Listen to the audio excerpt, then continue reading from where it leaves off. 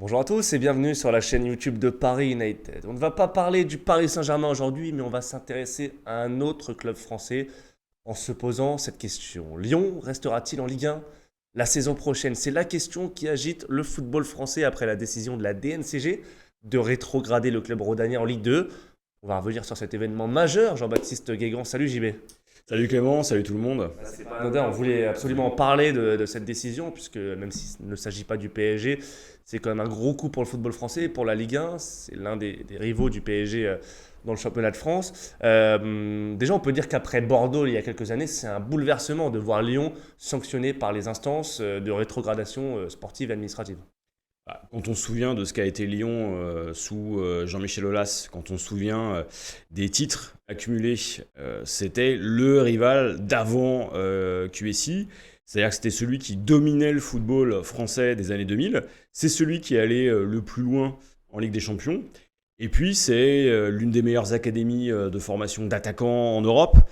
C'est un club avec un vrai engagement, propriétaire de son stade, l'une des raretés en France, et un modèle d'entrepreneuriat. Sauf qu'aujourd'hui, la dette est là, le déficit est colossal.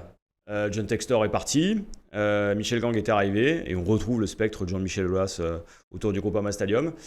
Aujourd'hui, la situation est loin d'être luisante, et on craint tous une situation à la Bordeaux, parce que là, ça serait non pas simplement un problème pour Lyon, mais un problème pour tout le football français, et même pour le PSG. Effectivement, pour moi, j'ai grandi avec Lyon, champion de France chaque année. Et c'est vrai que c'est un club qu'on aime bien détester, Lyon, mais ça ferait bizarre de se dire qu'il n'y a plus Lyon dans le championnat de France. La question qu'on peut se poser aujourd'hui, quand on voit notamment ces deux hommes, John Textor et Jean-Michel Aulas, c'est comment expliquer qu'un club qui génère 260, plus de 260 millions de revenus soit aujourd'hui menacé de faillite. C'est d'abord lié à la vente de Jean-Michel Aulas. C'est-à-dire qu'au moment où Jean-Michel Aulas va vendre l'OL à John Textor, il le fait de manière contrainte, beaucoup plus rapide qu'attendu, et il trouve finalement un partenaire inespéré qui a pour modèle la multipropriété de club. Et donc cette multipropriété de club, elle va poser un souci. C'est que soit vous êtes sur quelque chose de très structuré sur le modèle du City Football Group, c'est-à-dire la holding qui gère notamment Manchester City. Et donc là, vous avez quelque chose de très processé, donc très structuré, avec une vraie gestion financière. Soit vous êtes un aventurier de la finance, vous n'avez pas d'argent disponible, en tout cas pas suffisamment. Vous êtes donc John Textor l'américain. Et vous arrivez avec des fonds qui viennent de l'extérieur, qui viennent de Goldman Sachs, qui viennent d'Ares. Et là, vous n'êtes pas en situation de pouvoir vraiment peser. Et donc vous faites circuler l'argent de Lyon vers Botafogo, en passant par les autres clubs du groupe. C'est jamais bon. Et là, aujourd'hui, on arrive à la fin de ce système. Ça explique pourquoi aujourd'hui Lyon, qui avait un modèle vertueux, qui avait été en capacité de financer son propre stade, de financer une arena aussi à Lyon, est en train de vendre les bijoux de famille les uns après les autres, et de subir une situation qui, normalement, l'amènerait, si c'était pas Lyon, directement en Ligue 2, sans aucun état d'âme. Conséquence immédiate de cette décision de la DNCG, la démission du président John Textor, qui était demandé sur le champ par les supporters en partie, qui voulait voir l'Américain partir. Tu l'as dit, tu as parlé du modèle de la multipropriété. On a vu que ça pouvait marcher ailleurs, plus ou moins bien. On pense à Strasbourg notamment, qui pour l'instant récolte les fruits de cette multipropriété avec Chelsea. Est-ce que ce modèle de John Textor, il a pu nuire à la stabilité financière de l'OL? On pense notamment au lien avec Botafogo aussi, qui semble lui bénéficier un peu de certains revenus de l'Olympique Lyonnais. Voilà, est-ce que Lyon a été, entre guillemets, comment on peut dire, à payer les pots cassés de cette multipropriété? Si on regarde aujourd'hui les flux financiers entre Botafogo et Lyon, clairement, hein, on a déshabillé Lyon et on a financé et autofinancé Botafogo, dont on rappellera jamais assez que c'est le seul club aujourd'hui à avoir défait le PSG en Coupe du Monde des clubs. Ça dit quelque chose aussi, c'est-à-dire que Botafogo est en pleine propriété justement pour Textor. Ça veut dire que tout l'argent qui va là-bas est directement sous sa coupe. Il n'y a pas de créance identique sur Lyon.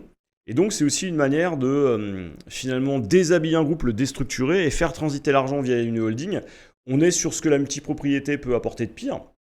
On est sur quelque chose qui permet de faire finalement des opérations qu'on ne verrait pas ailleurs. Cette cavalerie, la DNCG ne l'a pas du tout appréciée, le football français non plus. Et puis on a vu une pression et un alignement rare de tout le monde pour que Textor et sa manière de faire cessent. Des créanciers en passant par les entreprises qui travaillent avec Lyon, en allant jusqu'aux supporters qui ont mis une pression maximale. Et on sait qu'à Lyon, quand ils mettent la pression, ils savent faire. On pense à Claude Puel notamment. On a ici tout un écosystème qui a réussi à faire ce que les Bordelais n'ont pas réussi à faire, c'est-à-dire faire sortir l'Américain d'abord de la présidence, et puis concrètement, il va être dilué et probablement sorti très rapidement du groupe. Maintenant, reste le présent et ce qui va devenir de Lyon. Eh ben, on va en parler effectivement parce que décision immédiate pour le remplacer, une inconnue du grand public. Michel Kang, mais pas une inconnue de l'Olympique Lyonnais. Voilà, on la voit en illustration derrière toi et à côté de toi, Jean-Baptiste. Pas une inconnue de l'Olympique Lyonnais, pas une inconnue non plus du football en général, notamment du football féminin. Qu'est-ce que tu peux nous dire sur cette dame qu'on va voir de plus en plus désormais dans le paysage du football français? Alors, Michel Kang, c'est une femme d'abord assez impressionnante. Quand on regarde son CV, alors américaine naturalisée, sud-coréenne, qui est partie aux États-Unis faire ses études, d'abord à Chicago, puis ensuite elle a eu l'occasion de fréquenter Yale. C'est un pur produit de ce que la Corée du Sud peut faire à l'export, mais aussi des élites américaines.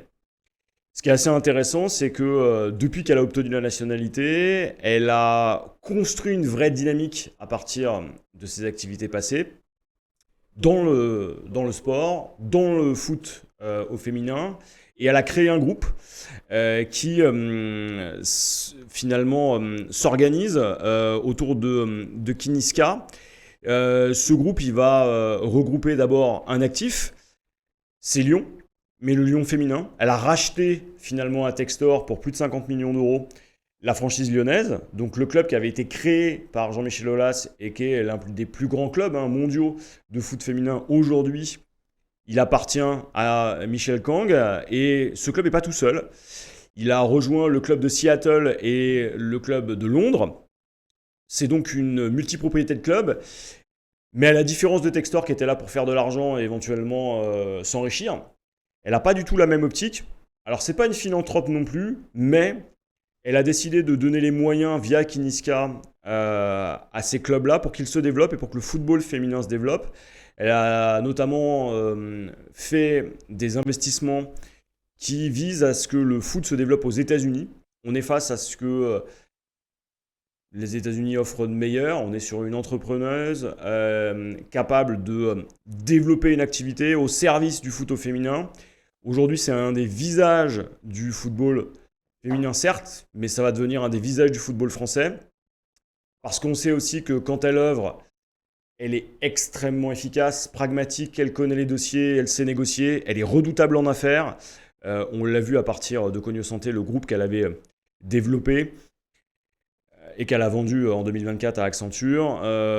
C'est probablement la meilleure nouvelle pour l'Olympique Lyonnais depuis très longtemps, et notamment pour le football féminin en France. On va enfin avoir un vrai modèle de développement dans la continuité, par exemple, de ce qu'avait fait Ferracci avec le PFC. C'est une bonne nouvelle pour le football français, c'est une bonne nouvelle aussi pour l'Olympique Lyonnais. S'il y en a une qui peut sauver l'OL de la relégation et de la disparition, c'est bien elle.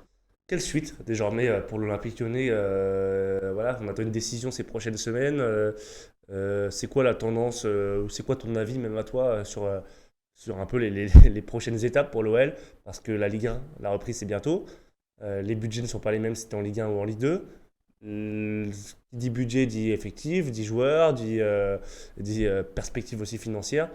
Aujourd'hui, qu'est-ce qu'on attend des prochains jours et des prochaines semaines du côté de l'OL? Déjà, ça va saigner. C'est-à-dire que là, clairement, l'Olympique Lyonnais va devoir réduire considérablement ses coûts, rééchelonner sa dette, faire diminuer son déficit structurel. Ça passe par une limitation du nombre de contrats pro, ça passe par une renégociation des contrats déjà en cours. Pour les nouveaux contrats entrants, parce qu'il y en aura peu, ça veut dire un plafonnement des salaires. Ils sont déjà positionnés sur des salaires qui seraient tous inférieurs à 200 000 euros mensuels, ce qui n'est pas négligeable quand on sait que Lyon a pratiqué des salaires plus importants. Alors un joueur comme Tolisso, s'il reste, lui verra probablement pas son contrat être renégocié, sauf s'il veut s'inscrire davantage dans la durée. Néanmoins, il faut s'attendre à ce que, du point de vue sportif, il y ait une claire diminution de la voilure, avec beaucoup de départs. Maintenant, l'écosystème européen sait que l'OL a besoin de vendre, donc ils vont avoir probablement du mal à le faire. Il y a aussi une autre chose qui va se passer, c'est qu'ils devraient paradoxalement investir pour mieux relancer la marque et la dynamiser. C'est-à-dire tout ce qu'a pas fait Textor. Plutôt que d'affaiblir le groupe, l'idée, ça va être de le renforcer. Donc on sait qu'on va avoir une injection de capitaux. Et puis Lyon, dans son malheur, a une chance. C'est que c'est Lyon. C'est too famous to fail, too big to fail. C'est-à-dire que le club est trop important pour le football français pour le voir disparaître. Or, on sait, on l'a fait dans le cadre d'une autre émission, le constat d'un échec de la Ligue 1 en termes de droits télé. Avec Lyon, ce serait encore pire. Donc, il y a tout intérêt à ce que l'OL reste. Ça veut dire que, pour ça, il y aura peut-être un effort qui sera fait en termes de compréhension de la part de la DNCG. Textor étant sorti, on va faire bénéficier Michel Kang et ses partenaires, finalement, du doute. Ils vont pouvoir réinvestir peut-être plus tranquillement. Maintenant, il suffit d'attendre et de voir ce qui va se passer. Pour les supporters lyonnais, c'est quand même pas gagné. D'autant qu'on sait que Lacazette notamment s'en va. A priori, il signe à Neom en Arabie Saoudite. Ce sera probablement pas le seul, puisque d'autres joueurs ont été approchés. Donc, il faut s'attendre à l'exode. Il faut s'attendre à moins d'ambition sportive. Et puis, on en parlera probablement après. Le spectre de Jean-Michel Aulas est encore là. D'autant que sa candidature à la mairie de Lyon va être officialisée. On va venir ensuite à Jean-Michel Aulas. Juste une question quand même sur l'avenir de l'OL. Tu dis qu'il faut espérer un maintien de l'OL. Il y a quand même débat, puisqu'on peut aussi te rétorquer qu'il faut appliquer la même règle à tout le monde. C'est ce que certains clubs disent. C'est ma question. Est-ce qu'il faut espérer un maintien de l'OL ? Est-ce qu'en gros on se dit même règle pour tous, Lyon doit être durement sanctionné, ou non, le foot français ne peut pas se passer de l'OL et il faut sauver le soldat lyonnais ? J'ai envie de te dire déjà que si les règles s'appliquaient de la même manière pour tout le monde, l'OL ne serait pas là où il en est aujourd'hui. Donc faut relativiser. Le club est trop important aujourd'hui pour le football français pour qu'on le sacrifie. D'autant que ça amènerait aussi à regarder tous les autres clubs en se disant, à partir du moment où on est intransigeant avec le grand, on sera intransigeant avec les petits. On a déjà vu quantité de clubs disparaître. Je pense à Niort, je pense à des clubs comme Nîmes, très grande difficulté. Ajaccio, Bordeaux, la liste est longue. Même le Havre, avant d'être acheté, était en grand danger. Donc, personne n'a intérêt à ce qu'un des géants du foot français tombe. Et c'est là aussi la force de ceux qui investissent et ont investi dans l'OL. Ares est un fonds d'investissement avec quantité de moyens. Et c'est une goutte d'eau, finalement, que l'OL dans leur portfolio. Michel Kang sait faire. Et on peut imaginer que les compétences en interne à Lyon sont présentes. Le seul qui ne les avait pas, c'était Textor. S'il laisse les équipes travailler, il y a fort à parier que le club sera capable de se maintenir. Et ça sera vertueux pour tout l'écosystème. Donc c'est pour ça que les voix discordantes, oui, on va les entendre parce que c'est normal du point de vue de la morale et de l'éthique. Mais si le football était moral et éthique, ça se saurait. On se rappelle de beaucoup d'épisodes dans le foot français sur ces 30 dernières années pour se rendre compte qu'il y a de fort à parier que l'OL sera là. Alors évidemment, ce ne sera pas le même Olympique lyonnais. Mais il sera présent parce qu'on y a tous intérêt. Évidemment, dernière question, quand on dit Olympique Lyonnais, on pense à Jean-Michel Aulas. Tu en as un peu parlé tout à l'heure. On pense aussi à Bernard Lacombe, qu'on salue, grande figure de Lyon et du football français. Jean-Michel Aulas, il est en partie à l'initiative de la venue de John Textor. Il s'est montré affecté, notamment sur les réseaux sociaux, après la décision de la DNCG. On connaît aujourd'hui ses ambitions municipales. Il devrait se présenter à la mairie de Lyon. Les sondages, en tout cas l'un des derniers sondages, je crois qu'il a commandé lui-même, le donne bien placé, le donne en tête devant Grégory Doucet, écologiste, je crois. C'est ça. Qu'est-ce que tu peux nous dire sur cette candidature de Jean-Michel Aulas à la mairie de Lyon ? Jean-Michel Aulas a toujours été très très proche du politique, notamment de Collomb, l'ancien maire de Lyon. Et tout le monde s'est toujours posé la question de savoir s'il allait y aller. À tel point qu'il n'y a aucune équipe municipale qui faisait l'économie de se poser la question. En clair, tout le monde se disait, s'il y va, on peut perdre, parce qu'il a été avec l'OL, et c'est 37 ans de présidence, en capacité de parler à tous les Lyonnais. Aujourd'hui, il y va. Alors, si on le suit sur les réseaux sociaux, et c'est mon cas, ça fait 1 an qu'il râle sur à peu près tout. Alors lui, c'est pas Saccage Paris, c'est Saccage Lyon. Et clairement, il avait focalisé sur l'équipe municipale en place, donc dominée par Europe Écologie Les Verts. Et là, aujourd'hui, on le voit s'engager. On le voit s'engager avec une droite qui va se rassembler probablement derrière lui. Et c'est peut-être la seule chance pour la formation, pour ces formations à droite de l'emporter à Lyon. Pourquoi ? Parce que l'Olympique Lyonnais, c'est Jean-Michel Aulas, et Jean-Michel Aulas, c'est l'Olympique Lyonnais. Tout le monde se dit, s'il gère comme il a géré l'Olympique Lyonnais dans les 30 premières années, ça sera peut-être une bonne chose pour la métropole lyonnaise. Après, c'est pas encore acté, gagné, décisif. Beaucoup pensent qu'il va y aller, il a construit des équipes pour ça. Il y a un discours, il se positionne. Et je suis persuadé que ce sera aussi un allié, justement, de l'Olympique Lyonnais version Michel Gang, parce qu'il a tout intérêt aussi à ce que ça fonctionne. C'est aussi une part de son legs et de son héritage. Si l'Olympique Lyonnais venait à disparaître ou à connaître finalement une fin catastrophique et une relégation, il serait forcément associé au naufrage du bateau.